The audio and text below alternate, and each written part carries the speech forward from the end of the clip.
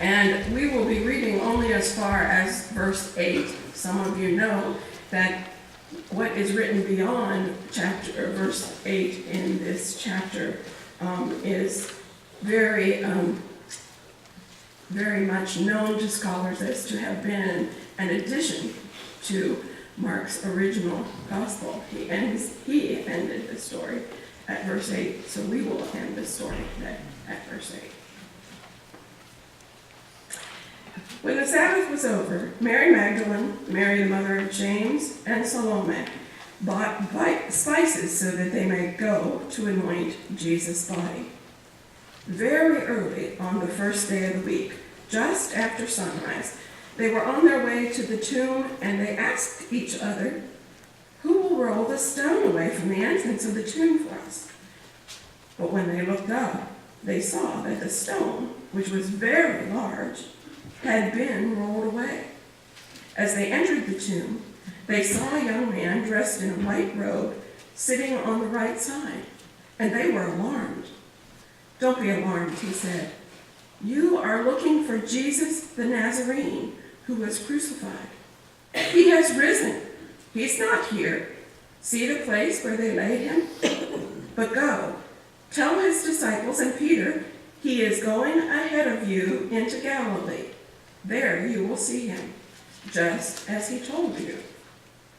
Trembling and bewildered, the women went out and fled from the tomb. They said nothing to anyone because they were afraid. This is the word of the Lord. Thanks be to God.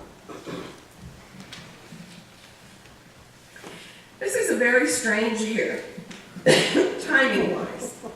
Some of you will remember that Ash Wednesday this year was on February the 14th, Valentine's Day. And this morning, Easter Day is on April Fool's. How many of you know how it's determined when Easter is? I imagine some of you do. It's the first Sunday after the first full moon, which follows the first day of spring. Right. Which is why Easter moves around constantly. Do you know when the full moon was? Last night. That was the second full moon. And so, no, it was the first full moon after the first day of spring. So, Easter is as early as it can be this year. This has not happened since I was 4 years old. And maybe, if I do well, in another 11 years, I'll see it happen again, strangely enough. So, today, I'm going to tell you an April Fool's story. It's the story of a local boy, raised here on the South Coast in a good Presbyterian home, the eldest of 4 kids. When he was 19, just out of high school, his daddy died. Our boy dutifully shouldered the burden, took over his daddy's business, and supported his mother and his younger siblings. And folks nodded their heads and said to one another, "Now that is a fine, steady young man. He'll do well." But then, after a while, he started getting up in church and giving testimonies about hearing God speak to him. And when he outright accused the preacher and some of the elders of being crooked, they tossed him out on his ear and told him not to show his face around there again. But despite being a little strange, he was a really likable guy. So the next thing you know, he was living down somewhere near Langless on an old farm with a whole group of folks who thought he was really something special. They said he had amazing powers to heal people that were sick in body or soul, and that he could even stop the wind from blowing at Cape Blanco.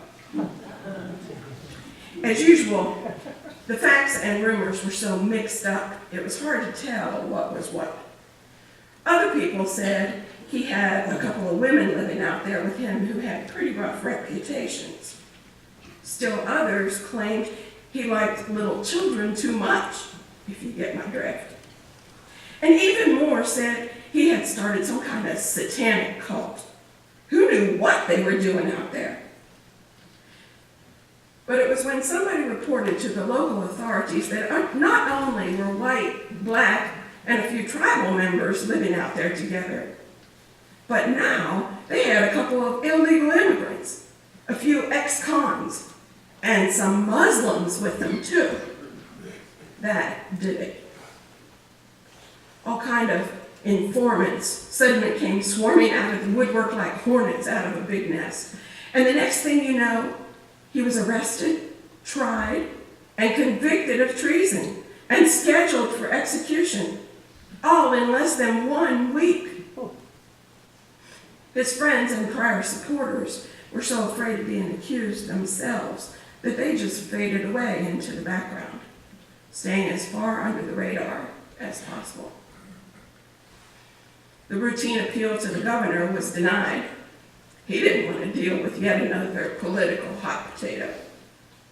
And the sentence was to be quickly carried out by electrocution. Some local folks, mostly enemies, and a few of his women went up to Salem to witness the execution. The accusers were given the opportunity to say something. And they said, well, people always said you could save people. If you can do it, save yourself. But he just looked at them, looked them in the eye with a look of peace and love on his face.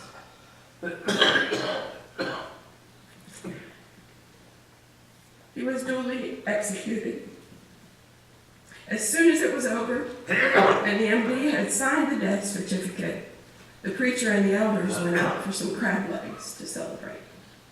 Back on the South Coast, despite the fact that he had embarrassed them mightily and let them down in their hopes of wealth and power, his close friends and family were determined that at least give him a decent burial. They pooled their limited resources and hired Kelly and his helper from Amlin Schroeder to go up to Salem to bring the body home. But when the guard escorting them to the prison's execution chamber opened the door, there was no one there except a young trustee in a shiny white jumpsuit who was cleaning the cell. When their mouths dropped open, he said, "Yeah, I know, you're looking for the guy who was electrocuted. But he came to life again after the guards left, and now he's gone. He left a message for you. You're supposed to go and tell his folks he's going ahead to the old place in Curry County, and he'll see you there." And while the prison warden sounded the alarm for an escaped convict, Kelly drove the hearse out through the prison gates, wondering what on earth he was going to tell the people at home.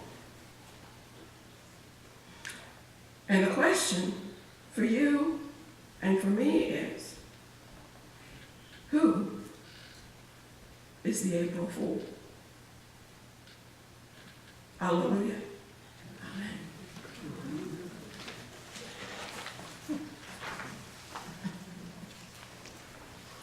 Our affirmation of faith this morning is Paul's affirmation found in Acts 10, verses 34 to 43, and you'll need to look it up in your pew Bible.